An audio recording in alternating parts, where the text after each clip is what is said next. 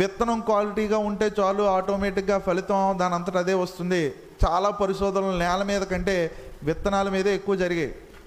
తక్కువ విత్తనాలతో ఎక్కువ పంట ఎలా తేవచ్చు, తక్కువ విత్తనాలతో చిన్న మొక్కగా ఉన్నప్పుడే ఎలా ఫలాలు కాయించవచ్చు, దాన్నే మనం ఏమంటాం అంటే హైబ్రిడ్ విత్తనాలు అంటాం. చిన్న మొక్క ఉంటుంది కానీ అది అప్పుడే ఏం చేస్తుంది, కాయలు కాసేస్తూ ఉంటుంది. అంటే చాలా పరిశోధనలు దేని మీద జరిగాయి అంటే విత్తనాల మీద జరిగాయి కానీ నేల మీద జరగలేదు. నా యేసుక్రీస్తు ప్రభు చెప్పేది ఏంటంటే విత్తనానికంటే మరీ అధికమైన ప్రాధాన్యత కలిగిన ఒక అంశం ఉంది. అది ఏంటంటే మనం పెరుగుతున్న నేల. మనం ఎలాంటి నేలలో ఉన్నాం, ఎలాంటి భౌతిక పరిస్థితుల్లో ఉన్నాం, ఎక్కడ నాటబడి ఉన్నామనే దాని మీదే మన అభివృద్ధి ఆధారపడి ఉందని ఈ సంవత్సర కాలంలో నేను జ్ఞాపకం చేస్తున్నాను. దేవునికి స్తోత్రం, హల్లెలూయా. మనం ఏ ప్రాంతంలో నాటబడి ఉన్నామో ఆ ప్రాంతాన్ని బట్టి మన అభివృద్ధి ఆధారపడి ఉంది, ఆ ప్రాంతాన్ని బట్టి మన ఆశీర్వాదం ఆధారపడి ఉంది, ఆ ప్రాంతాన్ని బట్టి మన దీవెన ఆధారపడి ఉంది. చాలాసార్లు మనం దేవుణ్ణి నిందిస్తూ ఉంటాం, చాలాసార్లు మన బంధువులను నిందిస్తూ ఉంటాం, చాలాసార్లు మనమే నిందించుకుంటూ ఉంటాం. ఎంతకాలం దేవుణ్ణి నిందిస్తూ ఉంటావు, ఎంతకాలం వారిని వీరిని నిందిస్తూ ఉంటావు, ఎంతకాలం నిన్ను నువ్వు నిందించుకుంటూనే ఉంటావు, ఎంతకాలం నువ్వు రోడ్డు పక్కన ఉంటే, నువ్వు మొల్ల పొదల్లో ఉంటే, లేదా రాతి నేల మీద ఉంటే నువ్వు ఏమాత్రం అభివృద్ధి చెందవు. నువ్వు సరైన మంచి నేలన పడిన విత్తనమైతే ఖచ్చితంగా 100 ఫలితాన్ని దేవుడు నీ దగ్గర నుంచి ఆశిస్తాడు. దేవునికి స్తోత్రం. నువ్వు మంచి నేలలో ఉండాలి కదా. ఈ మంచి నేల ఎలాంటిదంటే నీ కుటుంబ జీవితం, నీ కుటుంబ పరిస్థితులు, నీ చుట్టుపక్కల ఉన్న మనుషులు, నీ చుట్టుపక్కల ఉన్న వ్యక్తులు నారో మైండెడ్ ఫెలోస్ అయితే ఏమాత్రం నువ్వు అభివృద్ధి పొందలేవు. వారు నిన్ను ప్రోత్సహించేవారైతే, వారు నిన్ను ఎంకరేజ్ చేసేవారైతే, వారు నిన్ను వెన్నుదను ఉండి నడిపిస్తే, నీ అభివృద్ధికి వారు ఆటంకంగా మారకుండా ఆశీర్వాదకరంగా మారితే నీ కుటుంబమే నీకు ఎలా మారుతుందంటే ఒక మంచి నేలగా మారుతుంది. ముందు నీ నేలను మంచి నేలగా మార్చాలి అంటే ఖచ్చితంగా నువ్వు మార్చవలసింది నీ కుటుంబాన్ని. నీ కుటుంబం మారితే ఖచ్చితంగా నీ నేల మంచిగా అయిపోతుంది. ముళ్ళ పొదల్లో కూడా పడ్డాయి విత్తనాలు. ఎందుకు మొల్లలేకపోయాయి అంటే ముళ్ళ పొదల లాంటి కుటుంబం అది. ఒకడు ఎదుగుతుంటే కిందకు లాగేసే కుటుంబం, ఒకడు ఎదుగుతుంటే అసూయపడే కుటుంబం, ఒకడు ఎదుగుతుంటే వాడి ఎదుగుదలకు ఏమాత్రం సహకరించలేని కుటుంబం, అడ్డు మాటలు వేసే కుటుంబం.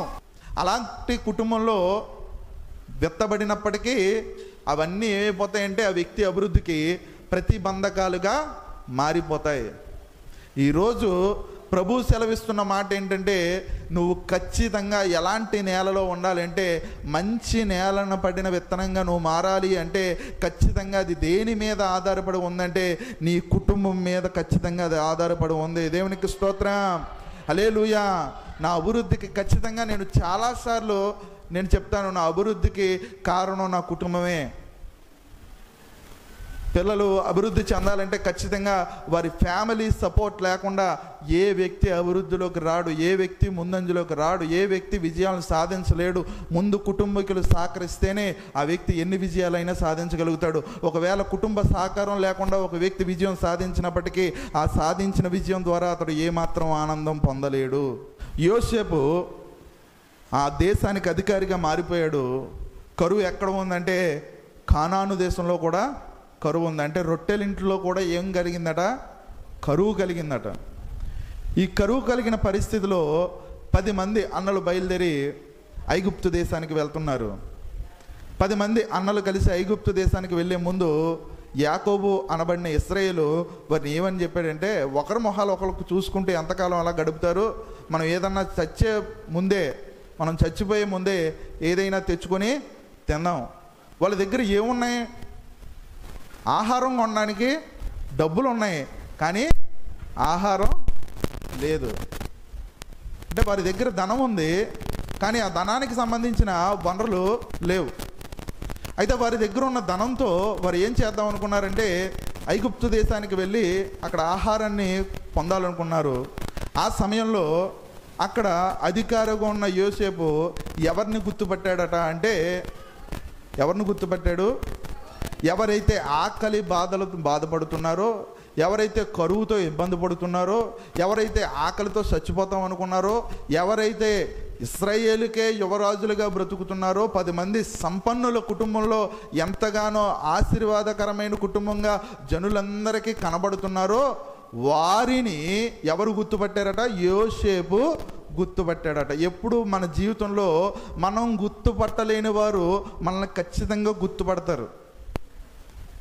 మనం గుర్తించలేని వారు మనల్ని ఏం చేస్తారు? గుర్తిస్తారు. మనల్ని గుర్తించే స్థాయిలో దేవుడు వారిని నిలబెడతాడు. దేవునికి స్తోత్రం.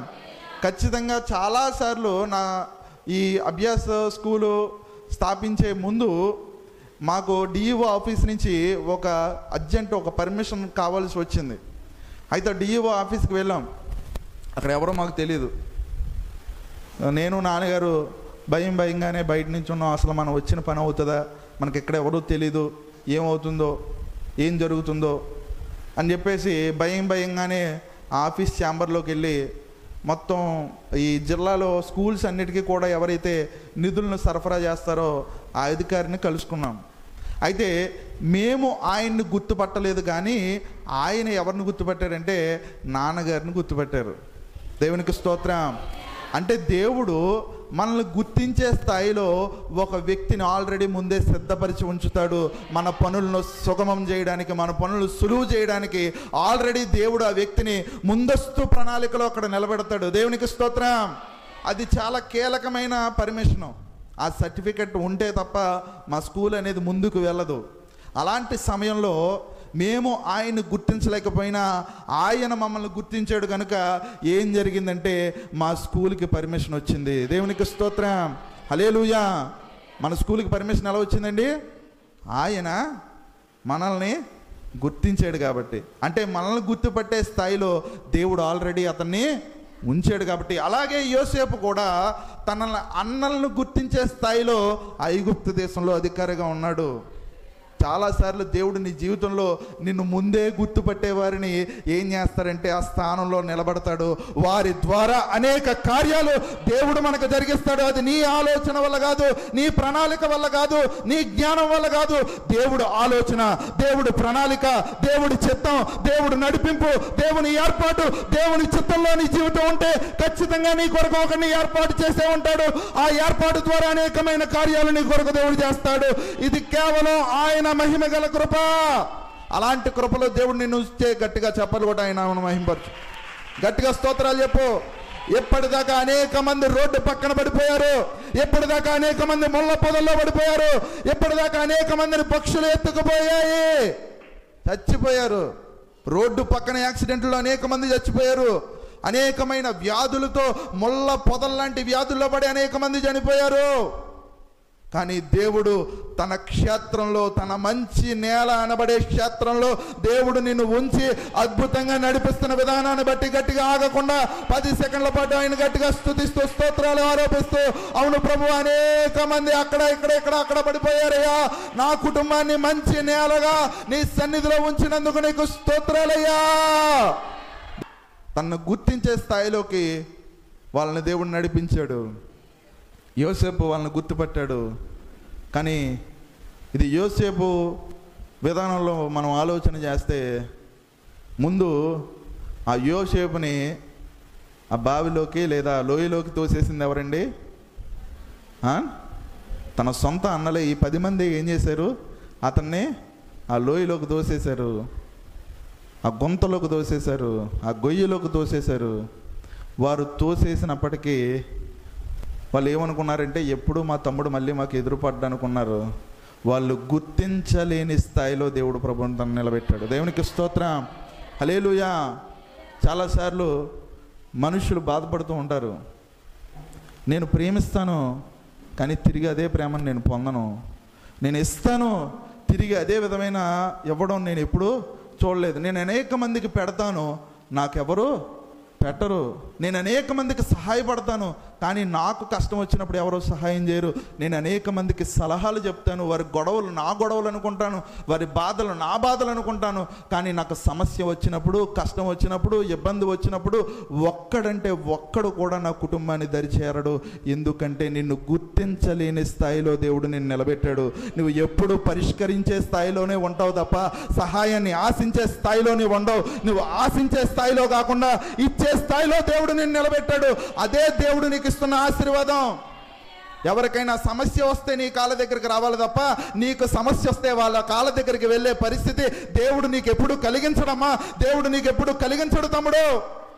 ఎవరికైనా సమస్య వస్తే ఎవరి దగ్గరికి రావాలి?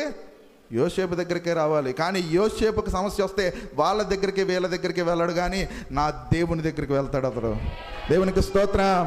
దేవుని దగ్గరికి వెళ్ళే వారికి మనుషుల దగ్గరికి వెళ్ళే పని లేకుండా చేసేసే ఒకే ఒక్క దేవుడు నేను ప్రకటిస్తున్న యేసుక్రీస్తు ప్రభు. ఆయన కాకుండా గట్టిగా స్తోత్రాలు ఆరోపిద్దామా. మంచి నేలను పడిన విత్తనం విత్తుట. చాలాసార్లు కొత్తగా విత్తేవారికి చాలా అపోహలు ఉంటాయి, అనుమానాలు ఉంటాయి. ఇదిగో పెట్టుబడి పెట్టేసేమే. విత్తనం అంటే ఏంటి? పెట్టుబడి, ఇన్వెస్ట్మెంట్. పెట్టుబడి పెట్టేసామే, తిరిగి వస్తుందో లేదో, తిరిగి సంపాదించగలుగుతానో లేదో, తిరిగి నా దగ్గరకు వస్తుందో లేదో.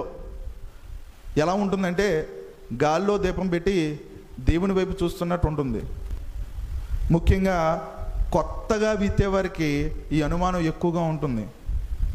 స్టాక్ మార్కెట్లో చాలామంది ముందు నుంచి పెట్టుబడులు పెట్టే వాళ్ళకి ఎలా ఉంటుందంటే మార్కెట్ పడిపోయినా, మార్కెట్ రేజింగ్లో ఉన్న వారు ఏమాత్రం ఆ ఒడిదుడుకులకి ఏమాత్రం చెదరరు. కానీ కొత్తగా వచ్చిన వాళ్ళు అవి బాబాయ్ పెట్టుబడి పెట్టేసాం ఇంక మళ్ళీ తిరిగి రాదేమో అని క్రొత్తగా పెట్టుబడి పెట్టడానికి ఎంతగానో భయపడిపోతూ ఉంటారు, దిగులు పడిపోతూ ఉంటారు.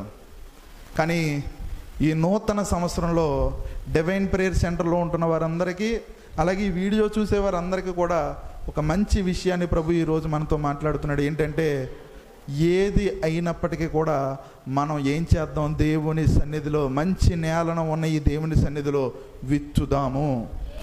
దేవునికి స్తోత్రం, హల్లెలూయా. దేవుని సన్నిధిలో విత్తుదాం.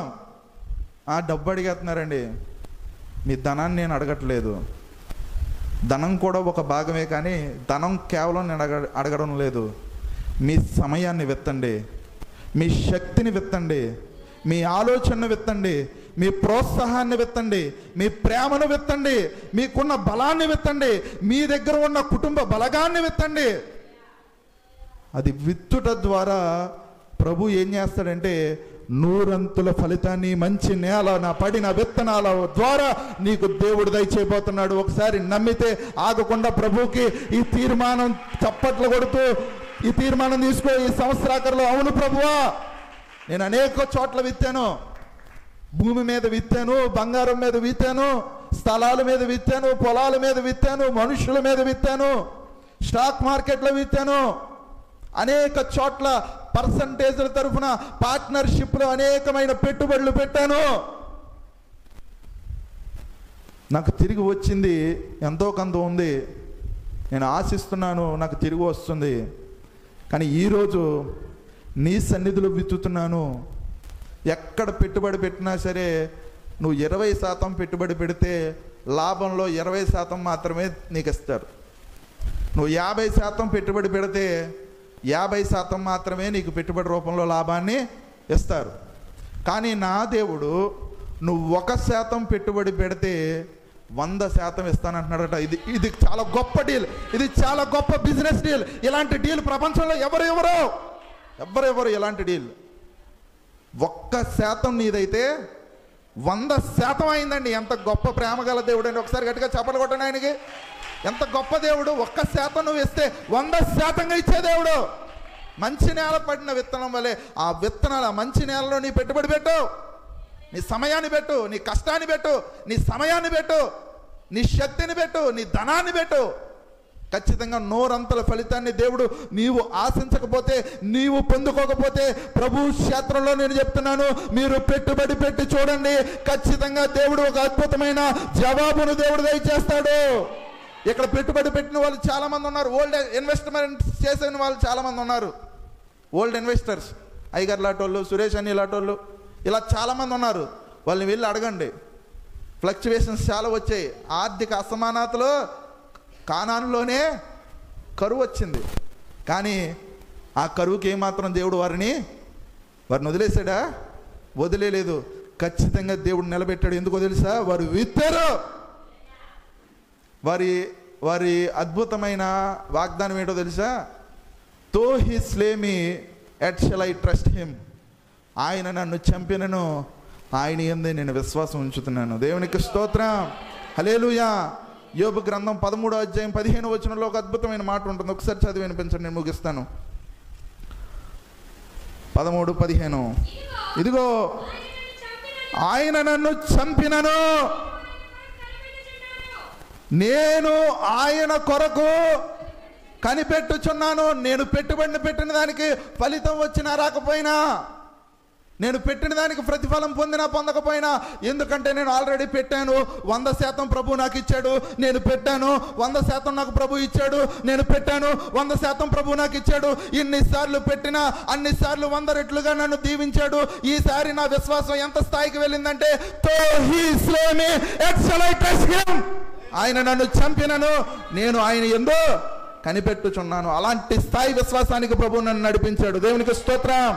ఓల్డ్ ఇన్వెస్టర్స్, న్యూ ఇన్వెస్టర్స్కి ప్రోత్సాహం ఇవ్వండి, ప్రోత్సాహాన్ని అందించండి, ఒకరినొకరు పులిగొలుపుకోండి. దేవుని సేవ చేయడానికి, మందిర సేవ చేయడానికి. ఈ మందిర సేవ అనేది చాలామందికి దొరకని భాగ్యం. మందిర సేవలో మీ చెమటను చిందించండి, మందిర సేవలో మీ శక్తిని ఇన్వెస్ట్ చేయండి, మందిర సేవలో మీ ప్రేమను ఇన్వెస్ట్ చేయండి, మందిర సేవలో మీ అనుభవాన్ని, మీ జ్ఞానాన్ని ఇన్వెస్ట్ చేయండి. చాలామంది పెద్దలు, ఆ చివర కూర్చున్న పెద్దలు చాలామంది ఉన్నారు. మీ అనుభవాన్ని ఈ నూతన తరానికి అందించండి, మీ అనుభవాల ద్వారా వీరిని ప్రోత్సహించండి. దేవుడు చాలా కార్యాలు మా కుటుంబంలో చేశారు, మీరు కూడా కార్యాలు చేయండి అని మీరు వెనక ఉండి ప్రోత్సహించండి. ఇక్కడ కూర్చున్న చాలామంది, ఇక్కడ కూర్చున్న యువతరాన్ని ప్రోత్సహించండి. ఒకరినొకరు ప్రోత్సహించుకోండి, ఒకరినొకరు ప్రేమించుకోండి. చాలా ముళ్ళ పొదలు తయారైపోయాయి. ముళ్ళ పొదలు ఏమాత్రం కూడా ఎదుగుదలకి సహకరించవు.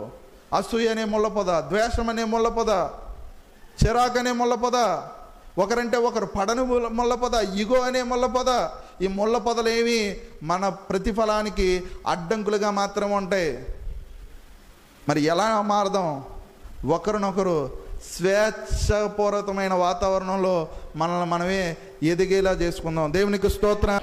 నీ స్థాయి ఉన్నత స్థాయిగా మారాలి అంటే నీవు ఉంటున్న స్థలం నుంచి ఉన్నతమైన స్థలంలోకి నువ్వు రావాలి. ఉదాహరణ చెప్తాను. ఒక చిన్న విత్తనం తీసుకోండి, ఓ టీ కప్పు తీసుకోండి. ఆ టీ కప్పులో వేసేయండి ఆ విత్తనం, దానికి నీళ్ళు పోయండి. ఆ విత్తనం పరిధి ఎంత? ఆ టీ కప్ అంతే. అదే విత్తనాన్ని తీసుకెళ్ళి ఒక కుండలో పెట్టండి. ఇప్పుడు ఆ విత్తనం యొక్క పరిధి ఎంత? ఆ కుండ వరకే. ఇప్పుడు అదే విత్తనాన్ని తీసుకెళ్ళి ఒక బకెట్లో పెట్టండి. ఆ విత్తనం పరిధి ఎంత? ఆ బకెట్ వరకే. ఇప్పుడు అదే విత్తనాన్ని తీసుకెళ్ళి పొలంలో పెట్టండి. దాని విస్తరణ ఎంత? పొలం అంతా. నీకంటే ఉన్నతమైన స్థలంలోకి, ఎప్పుడు నీకంటే పెద్ద స్థలంలోకి వెళ్ళు. చిన్న స్థలంలోకి, సంకుచితమైన ఆలోచనలోకి, సంకుచితమైన పద్ధతుల్లోకి, సంకుచితమైన ఆలోచన విధానంలోకి ఎప్పుడు ఉండిపోకు. నీ ఆలోచన పరిధిని ఈ నూతన సంవత్సరంలో విస్తృతంగా మార్చుకో, విస్తారం చేసుకో, బ్రాడ్గా ఆలోచించు. ఎంతకాలం నేరుగా కుసించితమైన ఆలోచనలో ఉండిపోతావు?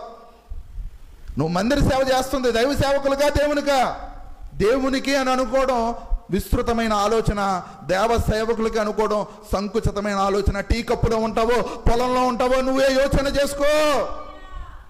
టీ కప్పుతోనే ఆగిపోతావో పొలం అంత విస్తరణలోకి వెళ్ళిపోతావో.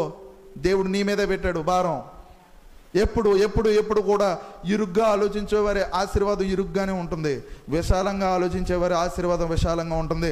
ఉన్నతమైన ఆలోచనలు ఉన్నతమైన ఫలితాలను తీసుకొస్తాయి. ఉన్నతమైన ఫలితాలు ఉన్నతమైన పనులు చేస్తాయి. ఉన్నతమైన ఫలితాలు ఉన్నతమైన పనులు ఉన్నతమైన విజయాలను సాధించేలా చేస్తాయి. నీ ఆలోచన ఉన్నతమైనదైతే నీ పనులు ఉన్నతంగా ఉంటాయి. నీ పనులు ఉన్నతమైనదైతే ఖచ్చితంగా నీ విజయాలు కూడా అందని స్థాయికి వెళ్ళిపోతాయి. నువ్వు ఎవరికి అందని స్థాయిలో, యోసేపు స్థాయిలో ఉండాలి అంటే ఖచ్చితంగా నీ ఆలోచన ఉన్నతంగానే ఉండాలి. అన్నదమ్ములు దొరికారు కదా అని అడ్డంగా నరికేలేదు. అంత ఉన్నతమైన ఆలోచన అండి అతనిది.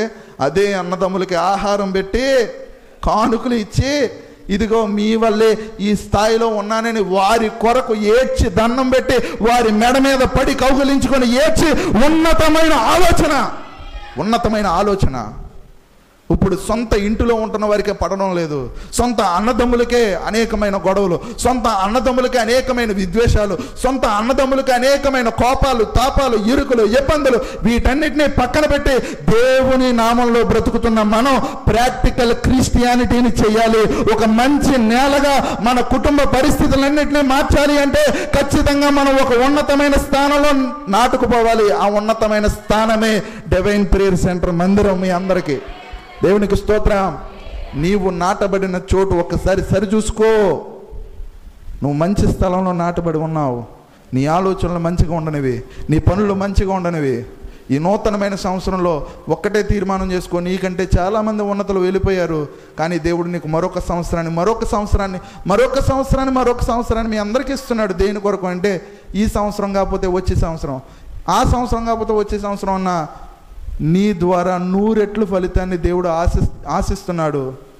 నువ్వు 1%, కానీ ఆయన నీ 1%కి తన 100% కృపని దేవుడు నీకు దయచేస్తానంటున్నాడు. ఆ 1%ని నువ్వు విత్తి చూడు.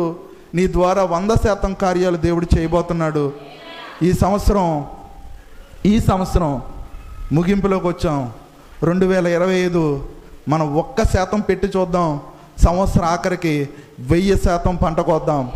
నమ్మిన వారు గట్టిగా స్తోత్రాలు ఆరోపిద్దాం. 2025లో 1% పెడదాం. మన సమయంలో కావచ్చు, మన శక్తిలో కావచ్చు, మన ధనంలో కావచ్చు, మన ప్రతి విషయంలో దైవజనులకి ముందు 1% అంటే ఏంటంటే ఫస్ట్ ప్లేస్. దేవునికి ఫస్ట్ ప్లేస్ ఇద్దాం, మందిరానికి ఫస్ట్ ప్లేస్ ఇద్దాం, మందిర పనులకి ఫస్ట్ ప్రియారిటీ ఇద్దాం. ఆ 1% ఫస్ట్ ప్లేస్ నువ్వు ఇచ్చి చూడు. దేవుడు నీకు అన్ని ప్లేసుల్లోనూ విజయాన్ని దయచేస్తాడు. 100 ప్లేసుల్లోనూ విజయాన్ని దయచేస్తాడు. 100 స్థానాల్లోనూ గెలిచేలా దేవుడు నిన్ను మారుస్తాడు. 100 స్థానాల్లోనూ ఆశీర్వాదకరమైన చెయ్యిగా దేవుడు నిన్ను నిలబెడతాడు. 100 స్థాయిల్లోనూ కుటుంబాన్ని అద్భుతంగా దేవుడు నిలబెడతాడు. నీవు చేయాల్సిన ఒకే ఒక్క పని, దేవుని కొరకు 1 అడుగు వేయి. దేవుడు నీ కొరకు 100 అడుగులు వేయబోతున్నాడు. దేవుడు నిన్ను దీవించి ఆశీర్వదించును గాక.